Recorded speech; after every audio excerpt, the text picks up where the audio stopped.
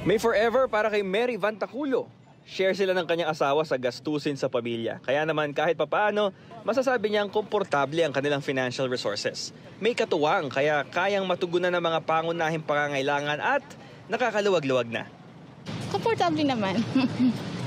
Wala namang problema kasi dalawa naman mag-asawang kumikita. May katuwang ko. Oo, may katuwang ako. Ayon sa isang ulat, maliit na porsyento lang pala ng mga Pilipino ang nakakapagsabi na komportable sila sa kanilang kinikita. Survey says 14% lang pala ng mga Pilipino ang komportable raw at kayang bilhin ang karamihan sa kanilang kailangan.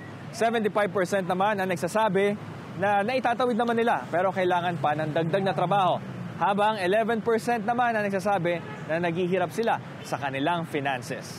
Ang magkatrabahong sina Cindy Hoyohoy at Kimberly Garcia, maraming bayarin pero naitatawid naman daw. At kung may pagkakataong mag-sideline para sa extra cashing, abay kanilang susuungin. Si Nandito Bugan naman ramdam daw ang hirap ng pagkakaroon ng dalawang trabaho. Minsan nagsasakay siya ng mga pasahero o kaya nagde-deliver ng gamit.